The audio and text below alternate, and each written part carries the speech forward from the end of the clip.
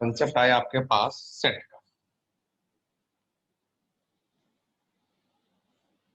ठीक है, सेट से सपोज दैट अगर डिफरेंट डिफरेंट नंबर्स अगर आपके पास हैं और आपको उनको एक स्टैंडर्ड वे यानी एक ग्रुपिंग मेथड से उनको अरेंज करना है।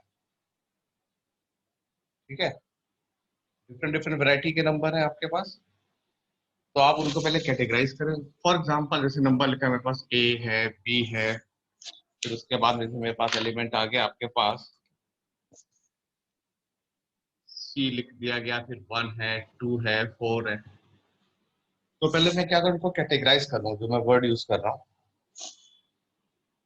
अल्फाबेट को अलग कर लिया और आपके पास न्यूमरल्स को मैंने अलग कर लिया, एक करली ब्रैकेट के ए कॉमा बी कॉमा सी को कुछ ऐसा लिख लिया और इसको नॉमिनेट कर लिया कैपिटल ए से।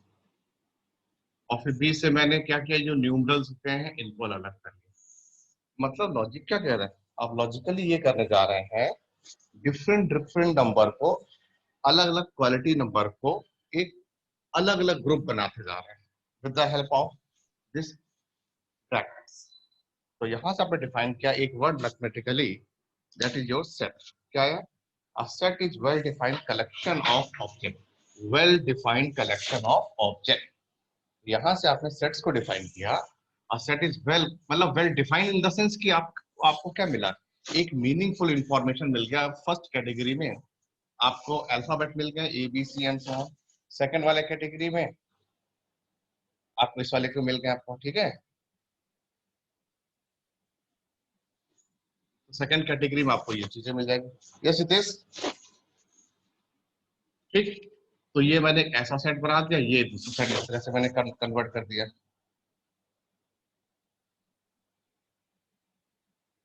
अब मैं डिस्कस करता हूँ इसके बाद, ए आ गया आपके पास, बी सेट आ गया, तो यानी एक वर्ड तो क्लियर हो गया, a set is well defined collection of object.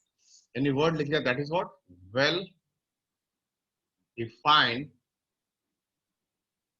Collection, collection of objects. तो यहां से तो आपने ये वर्ड क्लियर किया सेट के बारे में। अब जब सेट के बारे में ये बता दिया, तो इसको रिप्रेजेंट कैसे करें, how to represent the set, how to represent the set. तो सेट को रिप्रेजेंट करने के फिलहाल आपके पास टू मेथड्स मिल गए। सबसे पहला मिल गया आपके पास roster form, and the second one मिल गया आपको सेट बिल्डर फॉर्म। आपको टू मेथड्स मिल गए। इन टू मेथड्स की हेल्प से आप किसी भी सेट को डिफाइन करेंगे, रोस्टर फॉर्म और सेट बिल्डर फॉर्म।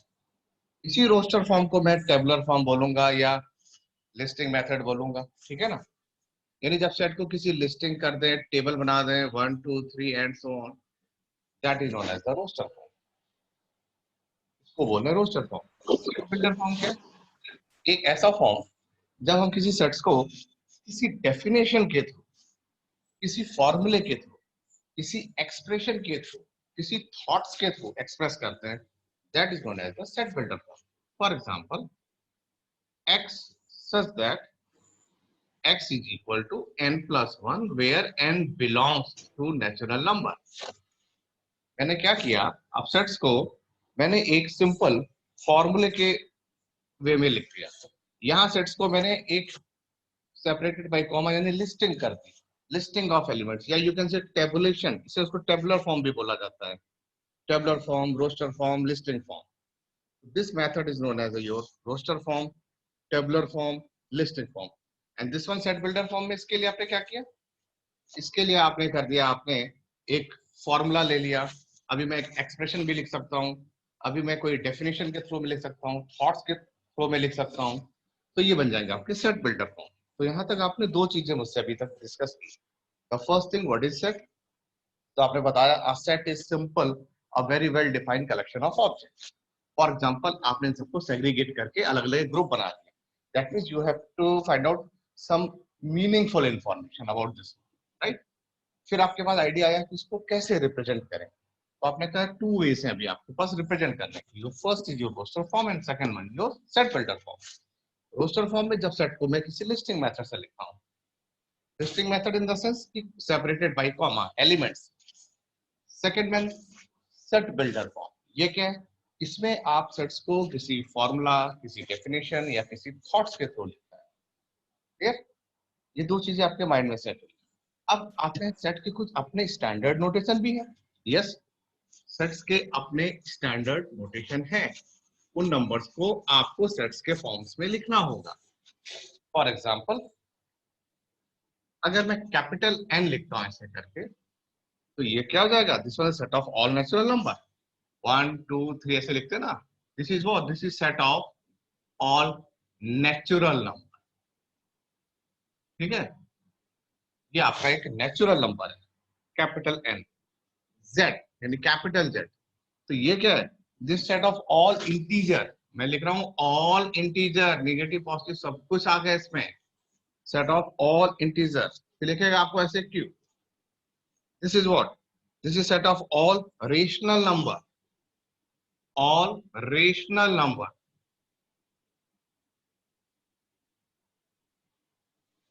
ठीक, फिर जैसे लिखा मैंने C, that is what? Set of all complex number, i वाले नंबर को रिप्रेजेंट करते हैं। हाँ, कभी मैं जैसे z प्लस लिखूंगा तो आप क्या लिखेंगे? Positive integer. ठीक है, ऐसे भी मैं डिस्क्रिमिनेट कर सकता हूँ, डिवाइड कर सकता हूँ। कैपिटल आर लिखूंगा तो क्या होगा? Set of real number. ये सब क्या है? These are what? These are standard notation. इसमें आपको जाना पड़ेगा। अब आर प्लस लिख दूंगा, set of all positive real number. Z minus लिख दूंगा, set of all negative integers. ठीक है, these are what? These are the standard notation of set. ये आपके स्टैंडर्ड नोटेशन हैं सेट्स के, ये इन लेटर से। यानी सेट्स को हम लोग कैपिटल लेटर से शो करते हैं, और जो उसके एलिमेंट्स लिखे जाते हैं, जिसको एंट्रीज बोलते हैं, वो हमेशा स्मॉल लेटर्स में लिखे जाते हैं। यहाँ मैं एक चीज और क्लियर कर दूं कि इन set concept repetition of element is not allowed. यानी किसी भी सेट में आपका कोई भी एलिमेंट रिपीट नहीं होगा। यानी एक एलिमेंट को सिर्फ और सिर्फ आप एक बार ही लिखेंगे, उसको बार बार नहीं लिख सकते। फॉर एग्जाम्पल, जैसे मैंने एक वर्ड लिखा आपके पास, वर्ड लिखा मैंने बनाना, BANANA। मैंने कहा इसका आप सेट्स नोटेशन लिखे, लेट कैपिटल ए से डिनोट कर रहे हैं, तो इसको आपको लिखना पड़ेगा ऐसे B, A, N। देखिए, बी को लिख लिया, ए को लिख लिया, एन को लिख लिया, रिपीट हो रहे हैं। और अभी आपने क्या बताया? इन set theory, set concept, repetition of element is not allowed. Allowed नहीं होते, एक एलिमेंट को सिर्फ और सिर्फ एक बार ही लिखा जाता है। ठीक है, तो ये माइंड में आपका सेट हुआ, आपका concept. Repetition is not allowed in set. हमने अब तक पढ़ा सेट्स क्या होता है, सेट्स को कैसे रिप्रेजेंट करते हैं, सेट्स के स्टैंडर्ड नोटेशन क्या है। फिर मैंने डिस्कस किया आपसे कि सेट्स के रिपीटिशन वाले नॉट अलाउड है। ठीक है, अब मैं डिस्कस करता हूं आपसे conversion. That is most important. इस पे एक क्वेश्चन आपको मिलेगा 1 marker, that is conversion. Conversion the sense, अभी आपने दो मेथड पढ़े थे, रोस्टर फॉर्म, इसको टेबुलर फॉर्म बोल रहे थे, और सेट बिल्डर फॉर्म। ठीक है, इनका कन्वर्जन। तो फर्स्ट आया, आपको सेट बिल्डर पता होगा। सेट बिल्डर से आपको रोस्टर में कन्वर्ट करना है। सेट बिल्डर से आपको रोस्टर में जाना है, कन्वर्ट करना है। फॉर एग्जाम्पल, इसने आपको दे दिया x such that x is equal to 2n where n belongs to natural number।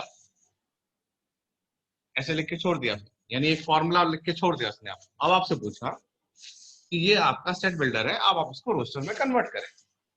तो रोस्टर के लिए आप देखें, लिस्टिंग करनी होती है, टेबल बनाना होता है, टेबलर जो कि टेबुलर फॉर्म है, एंड सेपरेटेड बाय कॉमा। तो नेचुरल नंबर है, अभी आपको बताया था। तो नेचुरल नंबर कहाँ स्टार्ट होते हैं? 1। तो पहले आप लाके यहाँ 1 पुट कर दीजिए, तो 2 1 जा 2, ये आया आपका फर्स्ट एलिमेंट। 2 पुट किया, 2 2 जा 4, 3 पुट किया, 2 3 जा 6, एंड सो ऑन। तो आपने क्या किया? इस सेट को, जो सेट बिल्डर में था, उसको आपने रोस्टर फॉर्म में या टेबुलर फॉर्म में कन्वर्ट कर दिया। ठीक, सेकेंड आएगा कन्वर्जन, इसका रिवर्ट होगा, यानी आपको रोस्टर दिया जाएगा, और उसको आपको कन्वर्ट करना है सेट बिल्डर में। ये रोस्टर फॉर्म गिवन है, अब आपको इसको गिवन कन्वर्जन में लेके जाना है set builder form. For example roster form given है, जैसे यानी लिस्टिंग ऑफ एलिमेंट पता है, तो आपने लिखा एलिमेंट है 1 3 5 dash dash dash dash up to 15। जरा इसको आपको कन्वर्ट करना है सेट बिल्डर फॉर्म में, तो आप लिख रहे हैं यार एक्स सच दैट एक्स। आपने नोटिस किया सारे एलिमेंट कैसे हैं, ऑड नंबर है, ऑड नेचुरल नंबर है, कहाँ तक आ रहे हैं 15 तक है। तो आप लिख सकते हैं, फॉर्मूला क्रिएट कर सकते हैं, लैंग्वेज लिख सकते हैं, एक्सप्रेशन लिख सकते हैं, थॉट्स लिख सकते हैं। जैसे आपने लिखा x such that x is, क्या लिखने आ रहे हैं, ऑड नेचुरल नंबर कॉमा आगे लिखा विच इज लेस देन और इक्वल टू 15। आपने क्या लैंग्वेज लिख दी, लैंग्वेज लिख दी x such that x is odd natural number which is less than और इक्वल टू 15, जो 15 तक जा रहे हैं। तो आपने फट से थॉट्स बनाया, एक्सप्रेशन में लिख दिया। So this is what, this is your also known as the set builder form. ये आप फॉर्मूला बनाने जाते हैं तो लिख देते हैं x such that x is equal to 2n + 1 n + 1। अब आप ऐसी वैल्यू फॉर्मूला सेट करते हैं, वैल्यू n की जगह नेचुरल नंबर पुट करते हैं, आंसर पहला 1 आता, या 2n - 1, क्योंकि 2-3 नंबर होते हैं ऑड के, 2n - 1 2n + 1 n + 1, इसमें आप वैल्यू पुट करेंगे नेचुरल नंबर की। अगर ये एलिमेंट आ जाते हैं तो आपका फॉर्मूला सेट हो जाता है। तो आप फॉर्मूले से भी लिख सकते हैं। बाई चांस अगर आपको फॉर्मूले में प्रॉब्लम आ रही है तो आप इस तरह से लैंग्वेज फ्रेम करके लिख सकते हैं। So this is what, this is your conversion of roster form into set builder form. तो अब तक मेरे पास कितनी बातें क्लियर हो गई। द फर्स्ट थिंग, सेट के बारे में पता चला। Second thing, how to represent the set पता चला। थर्ड थिंग, स्टैंडर्ड नोटेशन पता चले। एंड द फोर्थ थिंग कि आपका कन्वर्जन आया आपको सेट बिल्डर को रोस्टर और रोस्टर को सेट बिल्डर में। ये चीजें आपको यहां तक क्लियर हुई हैं आपको, ठीक है। अब चलते हैं इसके टाइप्स में कि कितने टाइप्स हम पढ़ने जा रहे हैं सेट्स के। फर्स्ट यानी टाइप की बात करें तो फर्स्ट आया आपके पास फाइनाइट।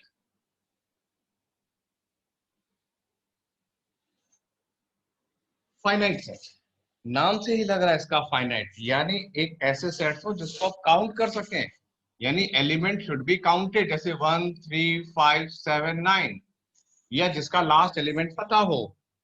तो जिसका लास्ट एलिमेंट पता है या जिसको आप काउंट कर सकते हैं, ठीक है, that is what, that is your finite set. Last element note और you can countable the number, यानी किसी भी सेट्स के सारे एलिमेंट को आप काउंट करके बता सकें।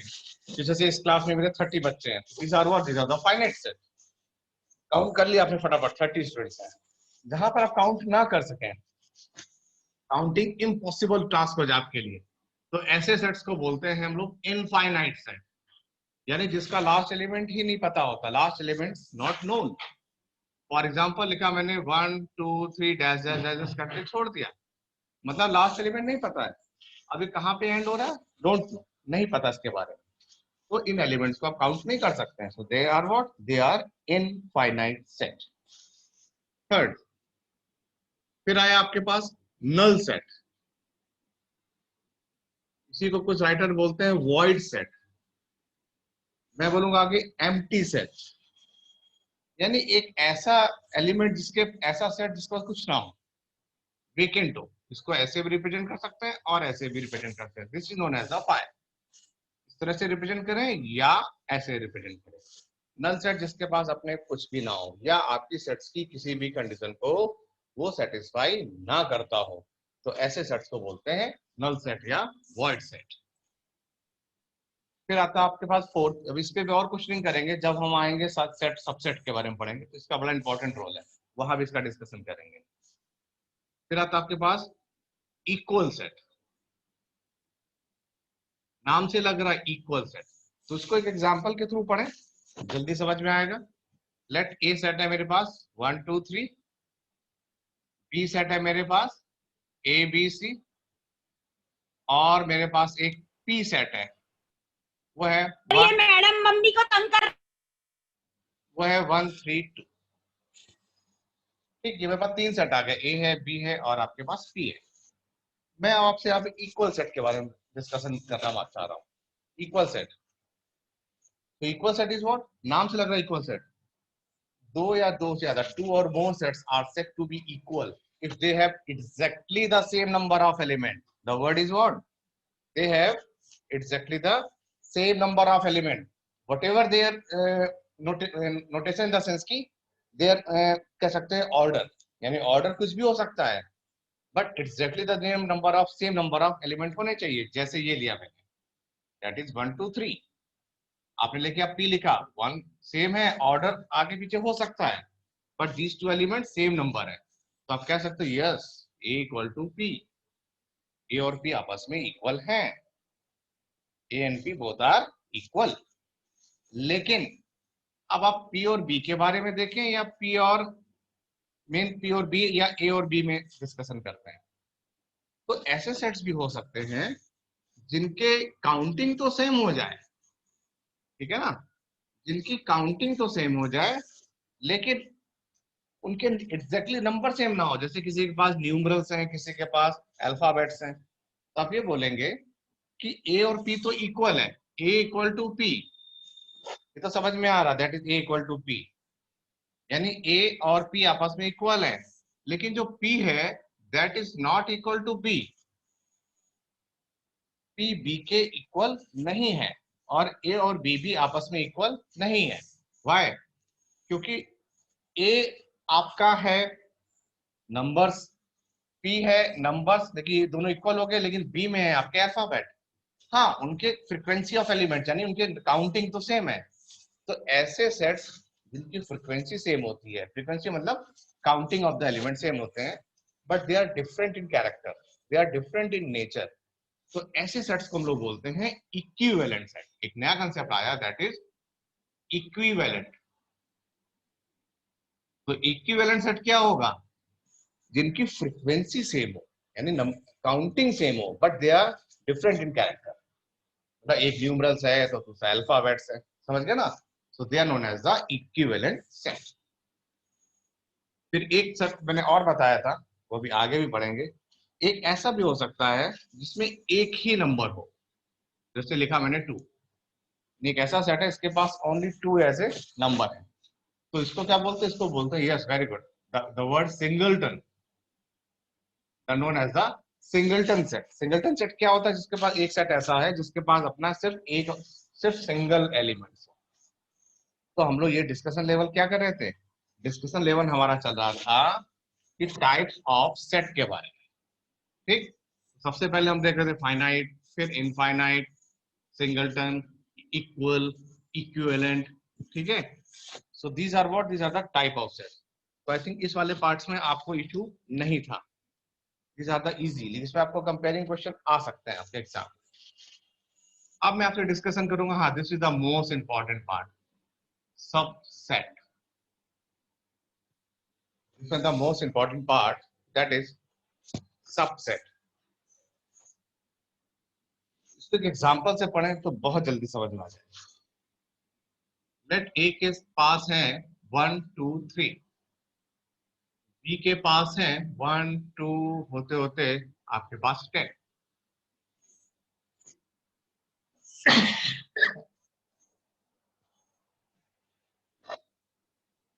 नोटिस कर रहा हूं मैं, ए के सारे एलिमेंट बी में आ गए, ए के सारे एलिमेंट बी में आ गए, तो उसको सेट्स में एक स्पेसिफिक लैंग्वेज यूज करते हैं, दैट इज द सबसेट, ऐसे लिखते हैं, that is A is the subset of B. मतलब क्या हुआ, इसका मतलब हुआ कि all the elements of A should present in B, यानी ए के सारे एलिमेंट बी में है, तो इसको बोलते हैं A is subset of B, इसको पढ़ते हैं A is the subset of B.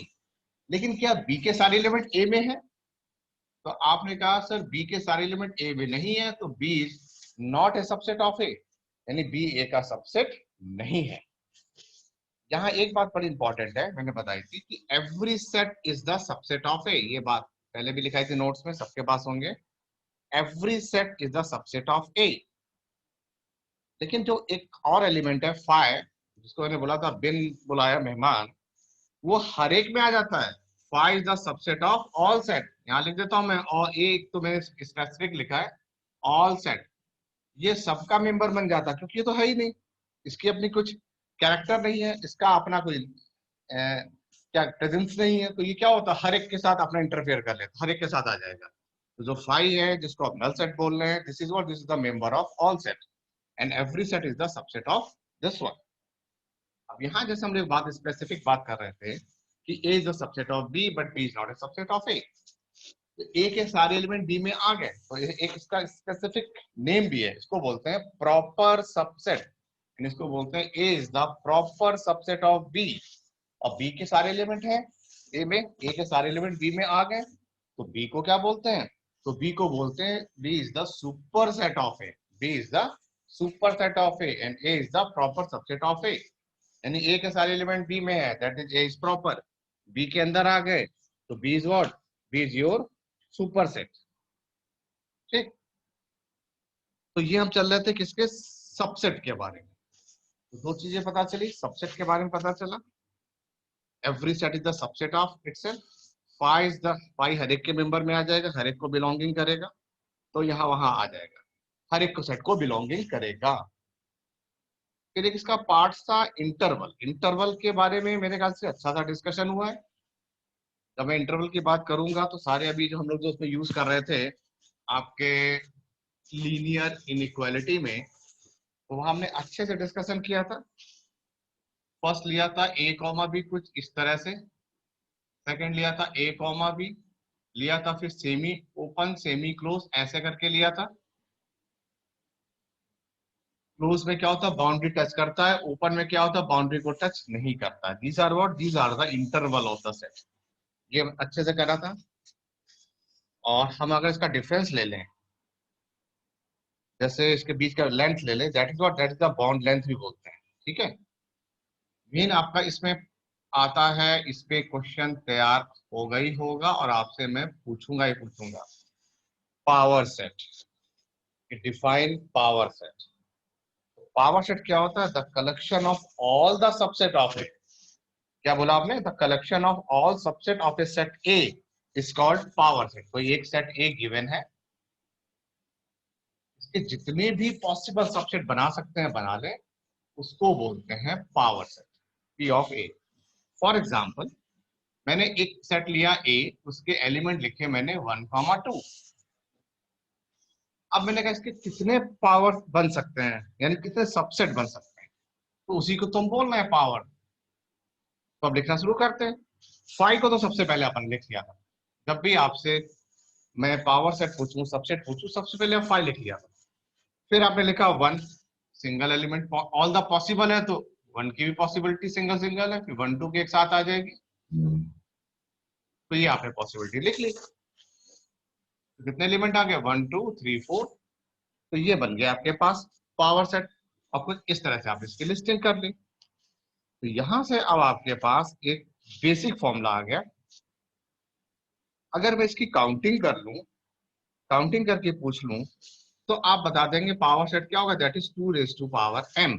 What is m? m is the number of elements in particular set. जैसे यहाँ पे 2 दिए गए थे, तो मैंने कहा जो पावर सेट है उसके एलिमेंट कितने होंगे, तो 2 था, तो आप यहाँ 2 पुट कर दें, 2 की पावर 2, तो आंसर आया 4।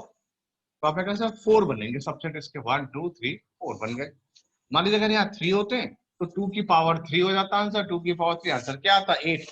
तो उस केस में मेरे 8 सेट बन के तैयार हो जाते हैं। क्लियर? तो इसके लिए हम लोग यूज करेंगे पावर सेट। मेरे ख्याल से यहाँ तक किसी को कोई दिक्कत नहीं आनी चाहिए। ठीक, तो ये था आपके पास पावर सेट, सबसेट का कलेक्शन आ गया था। अब मैं आपसे डिस्कशन लेवल करूंगा, सेट सबसेट हो गया, पावर सेट के बारे में भी आपको पता चल गया।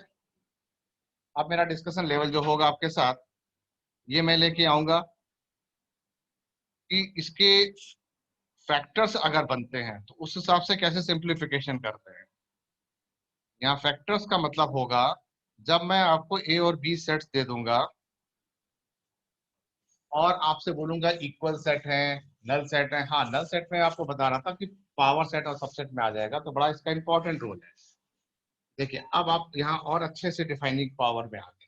जैसे मैं लिखा एक सेट है A x such that x square plus 1 equal to 0 where x belong to set of natural number. तो जब आप एक्स स्क्वायर प्लस 1 को 0 करेंगे तो एक्स स्क्वायर तो आ जाएगा -1, एक्स आ जाएगा +1 इज रूट ऑफ -1।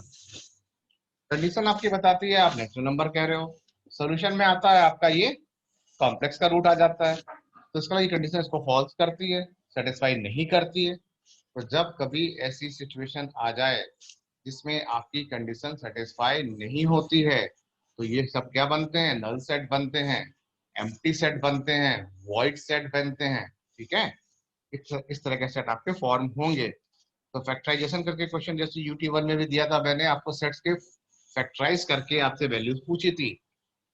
यानी जब मैंने आपको कन्वर्जन दिया था जैसे एक्स एज दैट कोई फॉर्मूला बेस, यानी फैक्टराइज की मतलब जब मैं फैक्टराइज बोलूं तो आप समझ जाए ए क्यूब माइनस बी क्यूब या ए स्क्वायर माइनस बी स्क्वायर या स्प्लिटिंग द मिडिल टर्म के बारे में बात मैं कर रहा हूँ। ठीक है, उसमें जब मैं आपसे पूछा था आप कई बच्चों के आंसर नहीं थे, देखो उसी को फिर लिख रहा हूँ, सो डोंट बी कंफ्यूज। लिखा जैसे x square minus 5x plus 6 equal to 0। ये क्या था आपका, ये था आपका सेट बिल्डर नोटेशन। मैंने कहा था चलो इसको कन्वर्ट करो मेरे टेबुलर फॉर्म में। तो टेबुलर फॉर्म में जब कन्वर्जन था आपको उसको सिंपल फैक्टराइज करना था ऐसे, यानी 2 और 3 बन जाएंगे, x minus 2 x minus 3 equal to 0। तो फैक्टराइज किया, x इक्वल टू 2 आ गया, x इक्वल टू 3 आ गया। सिंपल आपको ये करना था और इसका जो कन्वर्जन था कुछ ऐसे लिखना था 2,3। That's it. जो मैं बात कर रहा था फैक्टराइजेशन की, तो कुछ इस तरह से इस मोड में लेके करते हैं ऐसे क्वेश्चंस। ठीक है, तो ये आपके कन्वर्जन्स में भी आ गए थे और ये आपके फैक्टराइजेशन प्रोसेस से आपने क्वेश्चन को सिंप्लीफाई मोड में ले गए थे। फिर इसके बाद में आया था ऑपरेशन, लेकिन ऑपरेशन से पहले आपके पास एक वर्ड आया था, that is Venn diagram. Venn diagram के बारे में डिस्कशन थोड़ा कर लेते हैं। तो ये है क्या, ये मैंने बताया था आपको, एक रेक्टेंगुलर ब्लॉक होगा, एक यहाँ पे बहुत बड़ा सा यूनिवर्सल सेट बनाना होता है और जितने भी सेट के ऑपरेशंस होते हैं वो सारे के सारे ऑपरेशन इस ब्लॉक में करने होते हैं। और मैंने कई बार बोला कि वर्ड प्रॉब्लम में you should draw the graph, you should draw the this figure, क्योंकि इस फिगर के मार्क्स होते हैं। आप लोग कई बच्चे फॉर्मूला यूज करते हैं, no issue, but you should draw the diagram, diagram के मार्क होते हैं। ये सेट ए है, ये सेट आपका बी है। तो वेन डायग्राम एक ऐसा पिक्चोरियल है जहां एलिमेंट ऑफ द सेट को हम रिस्पेक्टिव सर्कल्स के अकॉर्डिंग शो करते हैं। ठीक है, और यहाँ पे यूनिवर्सल सेट के थ्रू आपको बताया जाता है। यानी एक तरह से एक ऐसा आपको एक पर्टिकुलर आपको एक अरेंजमेंट मिल गया सेट ऑफ फिगर में, और जो एलिमेंट्स ऑफ सेट है they are represented by the 2 circles. और यहाँ हम डिफरेंट डिफरेंट ऑपरेशंस करते हैं, आप डिफरेंट डिफरेंट ऑपरेशंस करते हैं जिसमें आपके आ जाते हैं एडिशन सब्ट्रैक्शन, जिसको अब यहाँ पे क्या बोलते हैं आप, यहाँ बोलना शुरू कर देते हैं intersection of set, difference of the set, union of the set, complement of the set, है ना। तो ये बेसिक चीजें अब मैं कल की क्लास में रखूंगा। अब मैं रुकता हूँ, आज की क्लास से रिलेटेड फिर आपसे मैं क्वेश्चन का डिस्कशन लेवल करता हूँ। ठीक, अब मैं आता हूँ डिस्कशन लेवल।